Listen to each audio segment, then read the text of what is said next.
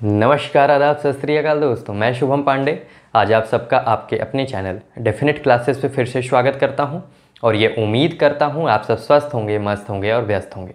हम लोगों का जो सफ़र है दोस्तों वह पहुंच चुका है मुग़ल साम्राज्य पे और हम लोगों ने जो आखिरी बात की थी वह बात हुई थी 1582 की। आप सबको ज्ञात है अकबर ने 1582 में ही शुरुआत की थी दिन इलाही की। और ये क्या हुआ करता था, एक नया धर्म हुआ करता था जो कि शुरुआत किया गया था अकबर द्वारा। यानी हम लोग की मुग़ल साम्राज्य में किस बादशाह के ऊपर बात चल रही है दोस्तों? जलालुद्दीन मोहम्मद अकबर के ऊपर चल रही है। अगर आपने तमाम वीडियो मुग़ल साम्राज्य वाले नहीं देखे हैं अभी तक तो आप उसे ज़रूर देख लें, डिस्क्रिप्शन बॉक्स में भी लिंक मिलेगा। साथ ही जैसे ही ये वाला वीडियो ख़त्म होगा आपको थंबनेल दिख जाएगी मुग़ल साम्राज्य के नाम से। तमाम सवाल आपको कैसे कड़ियों में जोड़ के याद रखना, इन सब बातों का हम लोगों ने डिस्कशन किया है। आप ज़रूर उसे देखें, मैं आपको रिकमेंड करता हूं। अब हम लोग आगे की कड़ी को जोड़ते हैं दोस्तों। जलालुद्दीन मोहम्मद अकबर, आपको पता है जलालुद्दीन मोहम्मद इसका नाम था, बचपन का नाम हुआ करता था बदरुद्दीन। और अकबर जो था इसको मिली थी टाइटिल। इन सब सवाल भी इंपॉर्टेंट इससे बनते हैं। इन सब बातों की हम लोगों ने पहले ही चर्चा कर ली है। इसका जो समय काल है दोस्तों वह चला 1556 से 1605 तक। जलालुद्दीन मोहम्मद अकबर, और मैंने बताया था 1582 में इसी के द्वारा एक नए धर्म की शुरुआत की गई जिसको हम लोग जानते हैं दोस्तों दिन इलाही के नाम से। 1582 में दिन इलाही, और ये धर्म जो था इसने ज़ोर शोर से इसका प्रसार नहीं किया। अकबर ने ये कहा कि इस धर्म को जो वो फॉलो करना चाहता है अपने मन से, अपने स्वेच्छा से वो फॉलो करे। और इसके जो नौरत्न हुआ करते थे और जो इसके करीबी हुआ करते थे उन्हीं लोगों ने फॉलो किया था दिन इलाही धर्म को। अब होता क्या है दिन इलाही धर्म, सवाल कभी कभी पूछ लिया जाता है। तो ये एक ऐसा धर्म था दोस्तों जो शुरुआत किया गया अकबर द्वारा। साथ में अकबर ने इस बात का ध्यान रखा था कि जितने भी धर्म हैं, खासकर हिंदू धर्म और इस्लाम धर्म की जो मुख्यतः बिंदु थी या मुख्यतः मेन पॉइंट हुआ करते थे जिसके हिसाब से ये धर्म चला करते हैं, जो इसे अच्छे लग रहे थे उसी को इस धर्म में सम्मिलित किया था। इसमें हिंदू धर्म, इस्लाम धर्म, साथ में जैन धर्म, बुद्धिज्म धर्म और ईसाई धर्म का मिश्रण था।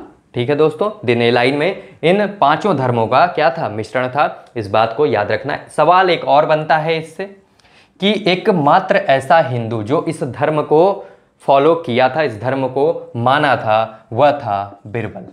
और बिरबल का जो असली नाम था दोस्तों, एक्चुअल नेम था, वह था महेश दास। इंपॉर्टेंट सवाल है, पूछा जाता है। 1582 में यह हुआ।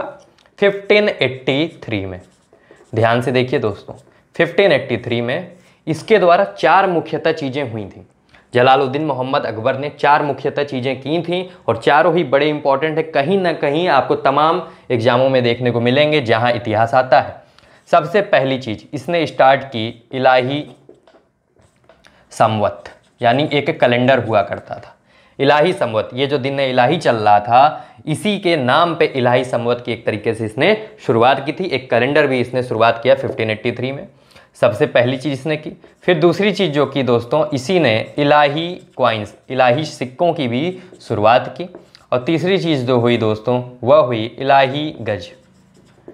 इलाही गज एक मेजरमेंट यूनिट हुआ करती थी, यानी एक मापन इकाई हुआ करती थी। ये सब बातें हम लोग पहले ही जान चुके हैं। मापन इकाई किसको कहते हैं, इन बातों की चर्चा हम लोगों ने पहले के वीडियो दिल्ली सल्तनत वाले वीडियो में कर लिए। उसका भी लिंक आपको डिस्क्रिप्शन बॉक्स में मिलेगा। दिल्ली सल्तनत का भी आपने वीडियो नहीं देखा है तो आप उसे ज़रूर देख लें दोस्तों, वहाँ से भी तमाम इंपॉर्टेंट सवाल आपको देखने को तमाम पेपरों में मिलते हैं। इलाही गज, और इसका जो मेजरमेंट यूनिट था ये माना जाता था कि एक इलाही गज में कितनी यूनिट हुआ करती थी? 31 इंच हुआ करती थी।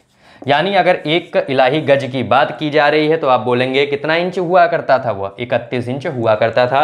इसकी भी शुरुआत करने वाला इंसान कौन था एक इलाही गज की भी? जलालुद्दीन मोहम्मद अकबर। और चौथी और सबसे इंपॉर्टेंट चीज, अकबर ने 1583 में ही प्रयाग का नाम बदला और इसका नाम रख दिया इलाहाबाद।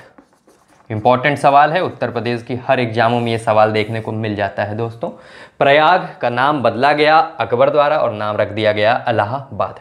इंपॉर्टेंट सवाल यहाँ 1582 से 1583 से। अब हम लोग आगे की कड़ी को जोड़ते हैं दोस्तों। अब आगे क्या हुआ वहाँ से भी इंपॉर्टेंट सवाल बनेंगे। आगे देखते हैं दोस्तों हम लोग। ये जो एकमात्र ऐसा राजा था जिसका माना जाता है मुगल साम्राज्य के अंदर एक स्वर्ण काल चल रहा था, किसके लिए? साहित्यिक के लिए। ठीक है दोस्तों, यानी गोल्डन एरा ऑफ लिटरेचर। कभी भी क्वेश्चन आए तो आप बोलेंगे कौन है? जलालुद्दीन मोहम्मद अकबर का समय काल है गोल्डन एरा ऑफ लिटरेचर। इसने जो है दोस्तों चित्रकारों को भी क्या दिया था? संरक्षण दिया था। यानी he also give conservation to painters, यानी ये पेंटिंग को भी बढ़ावा देने लगा। जो चित्र बनाए जाते थे, जो चित्र हुआ करते थे, जो ड्राइंग की जाती थी, उसको भी इसके समय काल में बढ़ावा मिला था, कंजर्वेशन मिला था, संरक्षण दिया गया था जलालुद्दीन मोहम्मद अकबर द्वारा।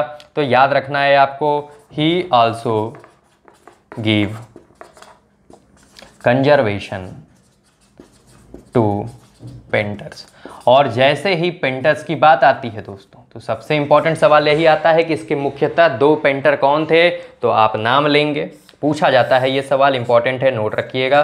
पहला था दशवंत और दूसरा जो हुआ करता था दोस्तों, वो हुआ करता था बशावन।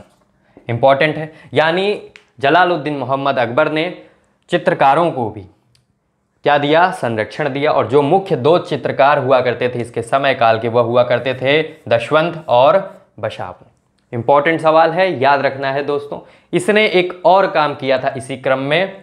ये जो था अकबर के समय काल में ही मुगल साम्राज्य की ऑफिशियल लैंग्वेज, राजकीय भाषा क्या बना दी गई दोस्तों? फारसी भाषा को बना दिया गया था। यानी official language of Mughal empire क्या हो गया दोस्तों? पर्शियन लैंग्वेज को बना दिया गया। इंपॉर्टेंट है, याद रखेंगे फिर से आप इसे। पर्शियन लैंग्वेज को जलालुद्दीन मोहम्मद अकबर ने क्या किया? ऑफिशियल लैंग्वेज बना दिया, राजकीय भाषा बना दिया फारसी लैंग्वेज को मुगल साम्राज्य की। और इसी क्रम में दोस्तों एक सवाल और आ जाता है, अकबर ने ही महाभारत को फारसी लैंग्वेज में चेंज कराया और उस जो ट्रांसलेशन हुआ महाभारत का, जो अनुवादित किया गया फारसी लैंग्वेज में महाभारत को, उसे हम लोग जानते हैं दोस्तों रजनामा के नाम से। रजमनामा के नाम से। इंपॉर्टेंट सवाल है, ये किसका ट्रांसलेशन होने के बाद नाम रखा गया? महाभारत का। महाभारत को ट्रांसलेट कराया गया अकबर द्वारा और ट्रांसलेट होने के बाद महाभारत का नाम क्या पड़ गया दोस्तों? रजमनामा पड़ गया। किस लैंग्वेज में लिखा गया रजमनामा को? फारसी लैंग्वेज में लिखा गया था। ठीक है दोस्तों, यानी यहाँ तक ये तमाम इंपॉर्टेंट सवाल आपको अभी देखने को मिलते हैं। अब हम लोग आगे की कड़ी को देखते हैं। पॉज करके वीडियो दोस्तों स्क्रीनशॉट ले लें और चीज़ों को नोट कर लें। तमाम सवाल आपको आने वाले आगामी परीक्षाओं में जिनमें भी इतिहास आता है, आपको सवाल यहाँ से देखने को मिलने ही मिलने हैं। अब हम लोग आगे की कड़ी को जोड़ते हैं दोस्तों, देखते हैं अब आगे कौन से इंपॉर्टेंट सवाल बनते हैं। आगे की कड़ी को जैसे ही हम लोग जोड़ने की कोशिश करेंगे दोस्तों, एक इंपॉर्टेंट सवाल आता है 1599 से। हुआ क्या 1599 में? पहला ब्रिटिशर्स, फर्स्ट ब्रिटिशर्स जो था वह भारत आया। यानी अगर ये सवाल आए किसके शासनकाल में भारत आया, सबसे पहली बार ब्रिटिशर्स किसके शासनकाल में भारत आया, तो आप बोलेंगे जलालुद्दीन मोहम्मद अकबर के शासनकाल में भारत आया। और कब आया दोस्तों? 1599 में। और 1599 में जो ब्रिटिशर्स आया था उसका नाम क्या था दोस्तों? जॉन मिल्डेनहल। ठीक है दोस्तों, जॉन मिल्डेनहल। ठीक। और ये जो था 1599 में जो आया था ये ब्रिटिशर्स, जब ये ब्रिटिशर्स आया था तो उस समय ब्रिटिशर्स क्राउन कौन था, यानी उस समय ब्रिटिश का साम्राज्य कौन संभाल रहा था, लंदन में किसका शासनकाल चल रहा था, कौन रानी हुआ करती थी ब्रिटिशर्स क्राउन थी? एलिजाबेथ प्रथम। ब्रिटिशर्स क्राउन यानी महारानी जो हुआ करती थी वो कौन थी? एलिजाबेथ प्रथम। और इसी क्रम में दोस्तों आपको एक चीज़ और याद रखनी होगी, जब 1599 में ये आया, ठीक, उसी के एक साल बाद यानी 1600 में, और ये तारीख भी आपको याद रखनी पड़ेगी दोस्तों, 31 दिसंबर, यानी 31 दिसंबर 1600 ईस्वी में क्या हुआ? लंदन में ही ईस्ट इंडिया कंपनी की स्थापना हो गई।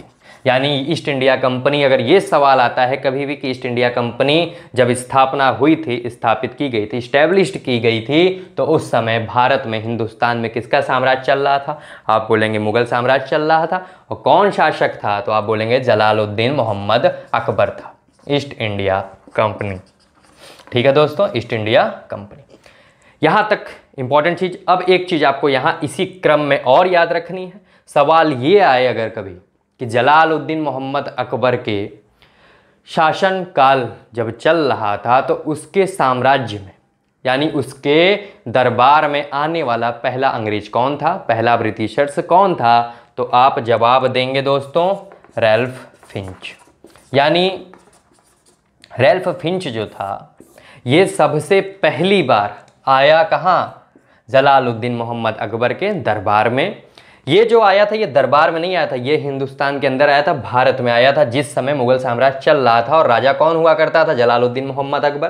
ठीक, और रैल्फ फिंच जो था मुगल साम्राज्य में ही आया, लेकिन ये मुगल साम्राज्य में आने वाला यानी जलालुद्दीन मोहम्मद अकबर के शासनकाल में पहली बार दरबार में आने वाला ब्रिटिशर्स बना। इसी में से पूछा जाए कभी कि मुगल साम्राज्य में सबसे पहले दरबार में आने वाला ब्रिटिशर्स कौन था, आप बोलेंगे रैल्फ फिंच था। और किस के दरबार में आया था, तो आप बोलेंगे जलालुद्दीन मोहम्मद अकबर के दरबार में आया था, कोर्ट में आया था। क्या नाम था, रैल्फ फिंच। इंपॉर्टेंट सवाल है, चीज़ों को आपको यहाँ से नोट डाउन कर लेना है दोस्तों, याद रखना है। अब हम लोग आगे की कड़ी की ओर बढ़ते हैं दोस्तों फिर से। अब आगे क्या हुआ, इन चीज़ों का तो चीज़ें चल रही थी। आपको याद होगा मैंने बताया था कि इसी का बेटा हुआ करता था सलीम, और ये जो सलीम था इसका नाम अकबर ने किसके नाम के ऊपर रखा था, अपने गुरु शेख सलीम चिश्ती। आपको याद होगा इन सब बातों की हम लोगों ने पहले ही चर्चा की है दोस्तों, तो वहाँ पे हम लोग टाइम को बर्बाद नहीं करते। बात यहाँ पे बस इतनी हमें गौर रखनी है दोस्तों कि यही जो इसका बेटा हुआ करता था जिसका नाम क्या था, सलीम था, जो बाद में जहांगीर के नाम से प्रसिद्ध हुआ। ठीक, उसने क्या किया, अकबर के ही खिलाफ यानी अपने पिता के ही खिलाफ विद्रोह कर दिया। और कब किया, इंपॉर्टेंट सवाल है। और इस विद्रोह का नाम क्या है और उसका परिमाण स्वरूप क्या निकला, उसका रिजल्ट क्या निकला, इन सब बातों को हमें अभी गौर करना है। वीडियो को आप पूरा देखते रहें दोस्तों, इंपॉर्टेंट सवाल अब आपके सामने फिर से आने वाले। चलिए आगे की कड़ी में हम लोग बढ़ते हैं। 1598 में हुआ रिवोल्ट ऑफ सलीम। सलीम द्वारा विद्रोह किया गया, और किसके खिलाफ विद्रोह किया गया, जलालुद्दीन मोहम्मद अकबर के खिलाफ। और इस विद्रोह में इसका साथ कौन दे रहा था, पर्शियंस दे रहे थे, यानी फारसी लोग दे रहे थे। यानी रिवोल्ट ऑफ सलीम जब हुआ तो इसका रिजल्ट क्या निकलेगा, रिवोल्ट ऑफ सलीम हुआ और सलीम ने अपने को स्वतंत्र शासक घोषित किया। कहाँ का, इलाहाबाद का, इलाहाबाद का। ठीक है दोस्तों, और इस सब चीज़ों में इसकी हेल्प कौन कर रहा था, सलीम की, पर्शियन लोग कर रहे थे, फारसी लोग कर रहे थे। और इस बात से कौन नाखुश हुआ, जलालुद्दीन मोहम्मद अकबर नाखुश हुआ। इंपॉर्टेंट सवाल है। 1598 में इलाहाबाद को स्वतंत्र घोषित किया गया मुगल साम्राज्य से, किसके द्वारा, सलीम द्वारा। और शासक कौन बना इलाहाबाद का, सलीम बन गया। अब हम लोग आगे की ओर बढ़ते हैं दोस्तों, इसी कड़ी में आगे की ओर देखिए। इंपॉर्टेंट सवाल फिर से 1602 में दोस्तों अकबर का ही एक नौरत्न हुआ करता था जिसका नाम क्या था, अब्बुल फजल। क्या नाम था दोस्तों, अब्बुल फजल। इसी अब्बुल फजल की क्या होगी, हत्या कराई जाएगी। और किसके द्वारा हत्या होगी, सलीम द्वारा। और सलीम की इसमें मदद कौन करेगा, इंपॉर्टेंट सवाल है, पूछा जाता है। सलीम की मदद किया वीर सिंह बुदेला। यानी हत्या हुई सलीम द्वारा और मदद कौन कर रहा था, वीर सिंह बुदेला कर रहा था। यानी अब्बुल फजल 1602 में मारा गया। और ये कौन हुआ करता था, ये अकबर का नौरत्न हुआ करता था। साथ में अकबर की बायोग्राफी पूछी जाए कि किसने लिखी है, तो आप बोलेंगे अब्बुल फजल ने लिखी। यानी अकबर की जीवनी किसने लिखी, तो आप बोलेंगे अब्बुल फजल ने लिखी। और उसी जीवनी को हम लोग जानते हैं दोस्तों N.A. अकबरी के नाम से या अकबर नामा के नाम से, याद रखिएगा। इंपॉर्टेंट सवाल है। और किसने लिखा था, अब्बुल फजल ने। अब जैसे ही ये बात पता चली जलालुद्दीन मोहम्मद अकबर को कि अब्बुल फजल मारा गया है और मारने वाला इंसान कौन है, उसी का बेटा सलीम। इसी क्रम में दोस्तों अकबर ने घोषित किया, अकबर ने ये बोला, अब देखिए कि अब मेरे बाद उत्तराधिकारी कौन बनेगा, यानी अब अकबर के बाद कौन बनेगा अगला शासक, अगला बादशाह मुगल साम्राज्य का। तो इसने बोला कि खुसरो बनेगा। कौन बनेगा, खुसरो बनेगा। यानी इसका नाम क्या हो गया, कट गया मुगल साम्राज्य की अगले उत्तराधिकारी की लिस्ट से। और किसके द्वारा कटा गया, अकबर द्वारा काटा गया। यानी उत्तराधिकारी कौन घोषित हुआ, खुसरो हुआ। और ये खुसरो कौन हुआ करता था, ये बड़ा बेटा हुआ करता था, एल्डर सन हुआ करता था। किसका, याद रखिएगा दोस्तों, सलीम का। यानी सलीम के बड़े बेटे को अकबर ने क्या किया, मुगल साम्राज्य का अगला उत्तराधिकारी घोषित किया। इंपॉर्टेंट सवाल है दोस्तों, याद रखिएगा। यानी अकबर के हिसाब से अब मुगल साम्राज्य कौन संभालेगा, उसके मरने के बाद, उसके जाने के बाद, तो आप बोलेंगे खुसरो संभालेगा, लेकिन ऐसा होगा नहीं। अब क्या चीज़ें होंगी, इन सब बातों को हमें गौर देखना है दोस्तों। चैनल के साथ आप ऐसे ही जुड़े रहें, नए हैं तो चैनल को जरूर सब्सक्राइब कर लें।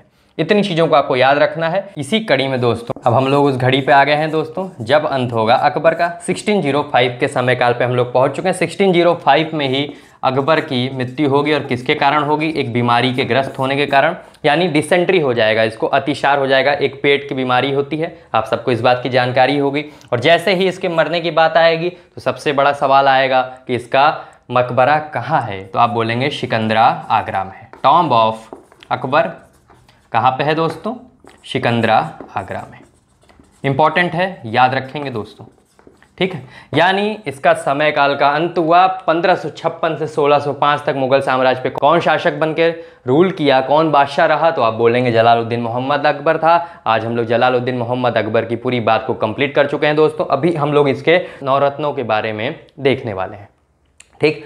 इसी क्रम में हम लोग आगे बढ़ेंगे। बढ़ने से पहले मैं आपको जरूर बताना चाहूँगा, कल हम लोग बाबर के आए हुए पुराने सवालों पर डिस्कशन करने वाले हैं, तो आप कल का वीडियो जरूर देखें, मैं आपको रिकमेंड करता हूँ। अगर आपने वीडियो नहीं देखा है बाबर का तो आप उसे वहाँ से जरूर पहले देख लें, वीडियो लेक्चर को देख लें, ताकि जब हम लोग सवाल का डिस्कशन करें तो आपको कल कोई दिक्कत महसूस ना हो। इसी क्रम में हम लोग आगे की ओर बढ़ते हैं दोस्तों। अब आती है कि इसके नवरत्न कौन थे। इस बात की जैसे ही चर्चा आती है नवरत्न की, तो एक चीज़ को आपको यहाँ याद रखना है दोस्तों कि नवरत्न रखने वाला ये मुगल साम्राज्य में पहला बादशाह हुआ करता था, लेकिन हिंदुस्तान में ये दूसरा शख्सियत हुआ करता था, दूसरा शासक हुआ करता था जिसने नवरत्न रखा।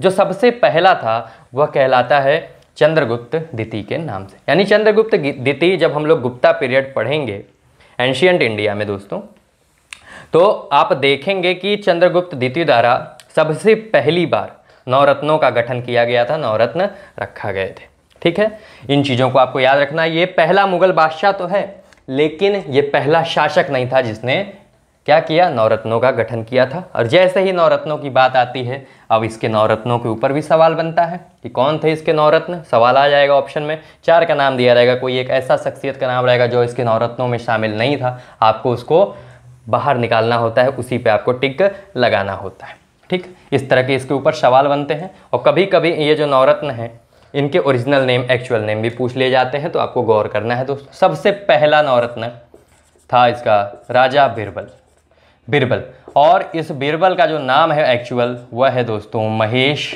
दास, ठीक है। अब हम लोग आगे के दूसरे की ओर बढ़ते हैं। नवरत्न जो दूसरा था इसका वह हुआ करता था तानसेन, और तानसेन का जो एक्चुअल नेम है दोस्तों वह है रामतनु पांडे।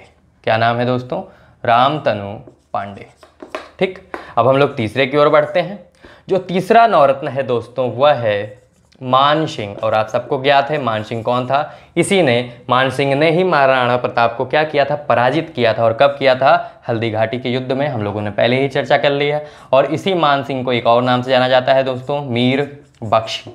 इंपॉर्टेंट सवाल है, पूछा जाता है मीर बख्शी किसको हम लोग जानते हैं, तो आप बोलेंगे मानसिंह को जाना जाता है। तमाम बार ये सवाल रिपीट हो चुका है, याद रखेंगे। राजा तोडरमल, और ये जो तोडरमल था इसको मुगल साम्राज्य का भू राजस्व मंत्री भी घोषित किया गया था। किसके द्वारा, अकबर द्वारा, यानी लैंड रेवेन्यू मिनिस्टर, ठीक है दोस्तों। लैंड रेवेन्यू मिनिस्टर कौन हुआ करता था मुगल साम्राज्य का अकबर के शासनकाल में, तो आप बोलेंगे तोडरमल हुआ करता था।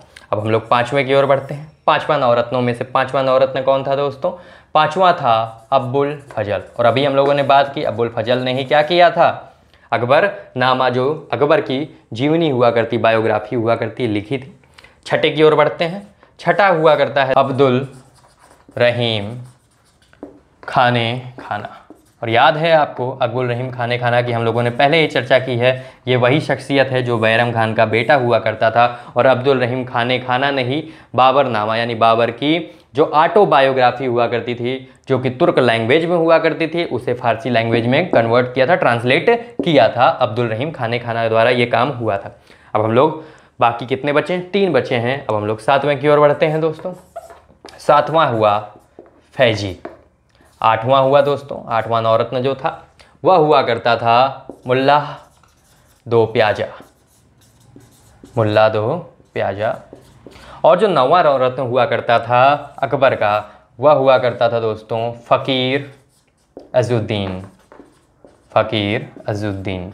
इम्पॉर्टेंट है ये 9 के 9 नवरत्न, आपको नोट डाउन कर लेने हैं दोस्तों। इंपॉर्टेंट सवाल जितने भी बनते हैं इन 9 नवरत्नों से मैंने आपको बता दिया है, यहाँ पे आप इसे नोट डाउन कर लें दोस्तों। और इसी के साथ मैं आपको ज़रूर कहूँगा दोस्तों, अगर आपको वीडियो पसंद आता है तो आप ज़रूर इसे लाइक करें, चैनल पर नए हैं तो सब्सक्राइब कर लें, साथ में बेल नोटिफिकेशन को भी ज़रूर प्रेस कर दें ताकि जितने भी वीडियो आपको अपलोड हो रहे हैं उसकी नोटिफिकेशन यूट्यूब आपको भेजता रहे टाइम टू टाइम। और आपको क्या करना है दोस्तों, इस चैनल को ज़्यादा से ज़्यादा लोगों के पास शेयर करना है ताकि ज़्यादा लोग जुड़ के इसका फ़ायदा उठा सकें। और इसी के साथ दोस्तों कल हम लोग बाबर से आए हुए उन तमाम सवालों को देखेंगे जो पहले एग्जामों में आ चुके हैं। तो आपको गौर करके चीज़ों को याद रखना है। बाबर की वीडियो आपने नहीं देखी तो आपको देख लेना है। और इसी के साथ मैं आज की वीडियो को विराम देता हूँ दोस्तों, धन्यवाद।